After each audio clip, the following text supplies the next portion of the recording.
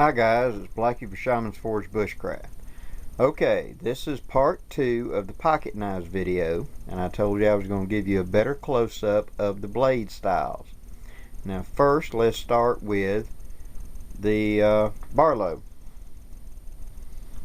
Okay, Barlow pocket knife. This is a clip point. Notice how it comes fairly wide right here, and it comes down to a very sharp angle. From the back, it's dropping pretty severely to a point. Quite often in historical time period, it was a snapped off piece of metal that was turned into a knife, like I mentioned with my open L. But this is considered a clip because it looked like you clipped it off. Now, some of these roll up, some roll down. This is a pretty severe down, but that is a clip style right there. Now the pin blade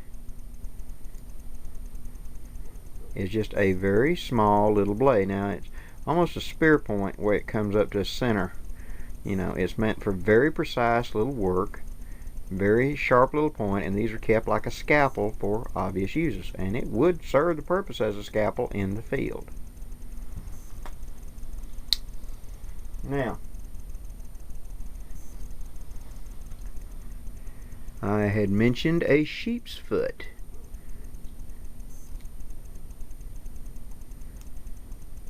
This is a sheep's foot. So that tip rolls all the way down and is blunt. That's because you can't stick yourself with it easy. And where this little blade really shines is that you're having to do up close work like farming, notching ears or whatever, where you might stick yourself. That's a safer blade to have. And also it's good for draw cuts and stuff like that, i.e. cutting horns, hooves, that type of deal. But that downward thing where it's blunt like that keeps it where it doesn't stick in, and therefore you've got a working edge, but you don't have a sharp point to stick. Again, usually used for something where I'm working up close to me and I don't want to stick myself. Or, you know, like I said, cutting horns, something like that. Draw cuts. Now, get my next one out here. These were the two I showed in my video, and someone asked to see better. My sabers, antique sabers. The spay blade of the 3-blade Stockman, and then the spay blade of the Trapper. Notice how the design is more of a roll up. The Trapper is a thinner blade because this was designed for processing game and for skinning game, so you need to be able to get underneath the hide and unzip them. The spay blade on here was actually more like a scalpel. It pierced in, was used for up close work, for cutting and things like that. But again, this was, you know, a processing. That blunt tip also, like I said, doesn't dig in and allows you to do like that and use it like a butcher knife. The spay blade, being longer on the Trapper, is better for processing fur, where I can go underneath like that and lift up and be able to just run through the hide very quickly. Thus a spay. Spay and neuter your animals, spay blade.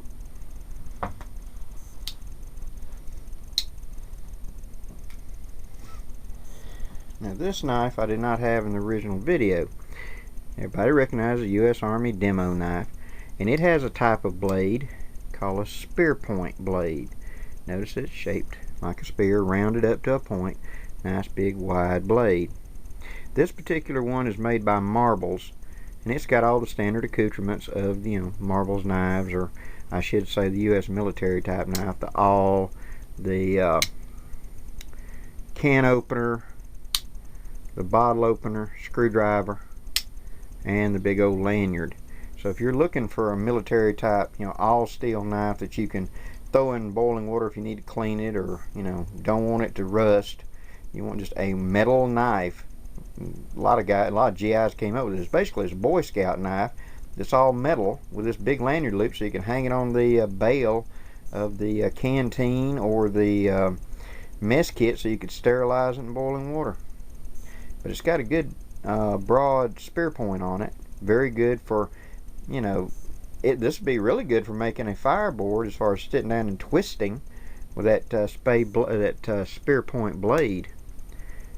It's got a good curve to it, a little bitty point, and it's a broad blade, which is good for general cutting tasks, that type of stuff. We need something that's got a little bit more of a, more of a backbone to it. It can also be used as a skinner, because of that thick back edge. Okay. And now we come down to one of my subscribers asked me to show this knife a little better. This is the French trade pattern pocket knife, the 1750s. This is a horn handle, and it is a steel spring with brass liners. The spring is one piece of metal that comes up.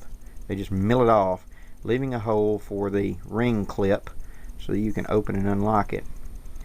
So that whenever you, sorry for bumping the camera, guys, I'm trying to learn new equipment. When you open it, it locks into place securely and therefore stays locked. Very rugged, reliable. To close it, you got to pull down on that ring. Pop. Straightforward. This is another big trapper. I'm going to do another video here real shortly on this. Is one of the Rough Riders that I had mentioned. I'm about to do a review video of them to let you know. But this is a much bigger spay blade than on my old trapper, wider, and it's more hollow ground. And I'll go about the details of that when I look at that in a minute. So, okay, that's got the basic things we talked about. Now, the next step, how to take care of and sharpen these pocket knives. If you've got an old antique knife, found one in a pawn shop or whatever, and you like the steel in it, whatever, sometimes you're going to find this. You're going to have a pocket knife that the blade sticks up a little like that. What that is the edge has actually been worn back. The edge originally was in there, inside the knife, but as its tip's been broken, resharpened, now the edge is walked out like that. To modify that, see this little shoulder right here? You take a little bit off of that with a file and allows the knife to sit further. This is the bump stop. This is what actually hits the spring in there whenever you close it. That stop hits first, thus protecting the edge. So if you get a pocket knife that the edge is sticking up just a little bit and the tip's barely up, take 1 or 2 strokes off of that and it should let it slide down in place. Now, oiling your knife. To maintain these knives, one of the things that you want to do is you want to take care of them. If you have a carbon steel knife, make sure that occasionally you oil it. You can use vegetable oil. I like to use olive oil. And sometimes lay it up on the edge of a rough piece of cloth or something and do this. Pull it. Now if your knife gets rusty, steel wool is very good for getting it off that. But eventually they'll get patinaed by use and working, and that will act like a non-stick surface and protect the knife. It can rust, but it's not a common thing, so keep an eye on it. Put a drop of oil into the joint ever so often. That keeps it free flowing. If you're having trouble opening it, put a drop in. It may have rusted in the joint. Also, occasionally, open up all the blades and look inside and make sure it hasn't got packed up with gunk, pocket lint, or whatever. If it does, take a Q-tip or a small stick and dig it out and clean it out. Just standard maintenance. If it has wood handles, put a little bit of Pledge or any kind of furniture oil onto it. You can also use lemon oil, or I've even rubbed olive oil into them before. Bacon grease, nothing else. Metal parts, just keep them from rusting. You don't have to sand them or shine them. And usually by handling and working, it will keep a fairly good patina to it. Now, sharpening. Let's take the big boy, just make it easier. I prefer to use, for my sharpening tools, diamond hones, because diamond hones can be used for just about any kind of blade. The Rockwell hardness of a knife makes a big difference. If you've got a knife that's very hard, up in like the 60s, it holds an edge really well. Disadvantage, it's very hard to sharpen.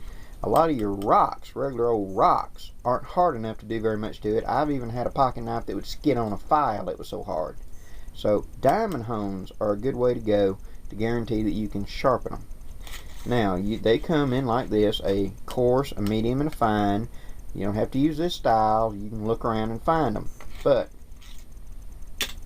what you want to do is this when you're sharpening your knife. Lay the knife flat onto the stone. Then look at the edge. The edge should be just off of the stone, just a grunt when you lay it down flat. Then lift up the back of the blade until the edge becomes flat on the stone. When it does that, draw to you in a nice even stroke. Do an even number. Let us say 5 on this side. And then turn it over, repeat the process, and do 5 on that side. And when I say even number, I don't necessarily mean do only even numbers 4, 6, 12. I mean equal number on both sides, because you want to keep the edge centered up. You don't want to sharpen too much on one side, because then it wants to roll it away from you.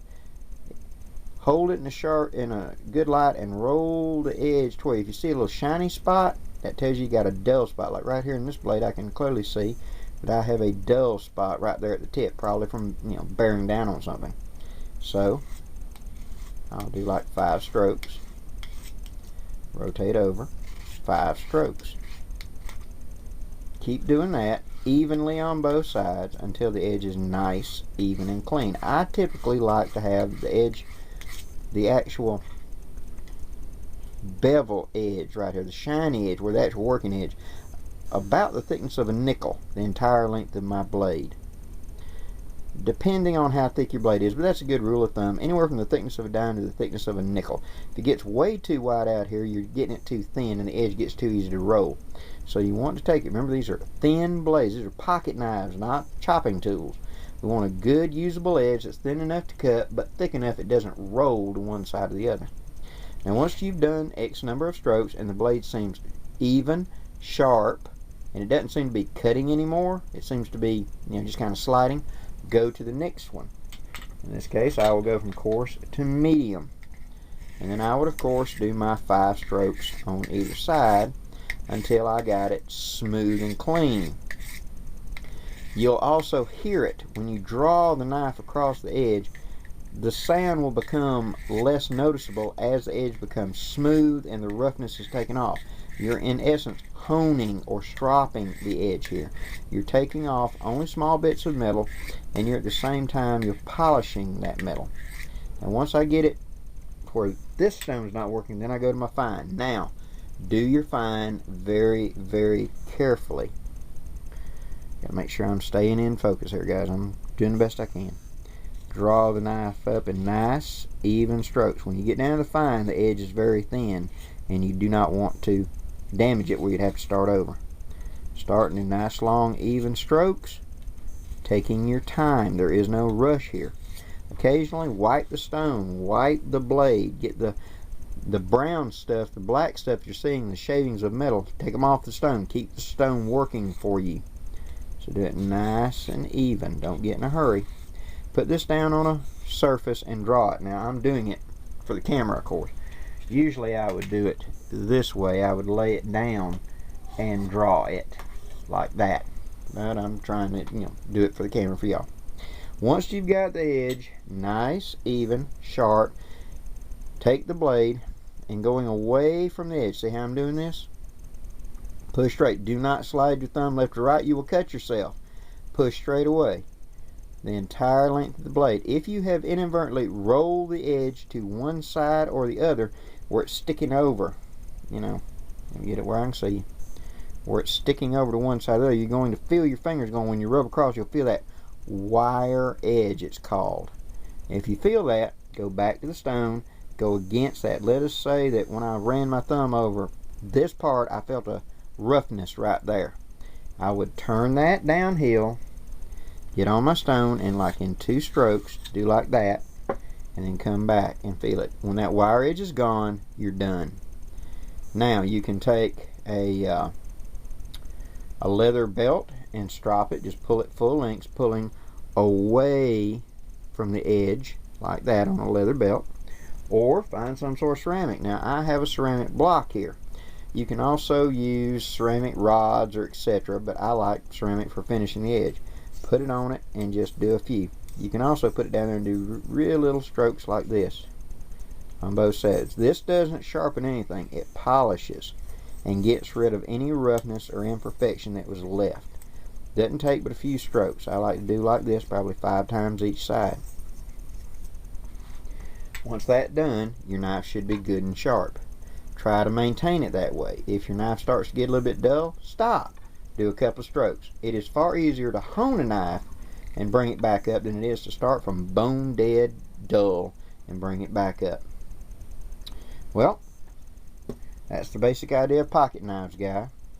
I hope you've enjoyed this video. I'm sorry for the delay and etc. I've had some real problems with computers and etc. I had over 35 videos lost in a computer problem where a corruption of files destroyed a bunch of work I've been doing since last summer. So I'm starting over. This is Blackie for Shaman's Forge Bushcraft, wishing you safe journeys and have a great day, guys.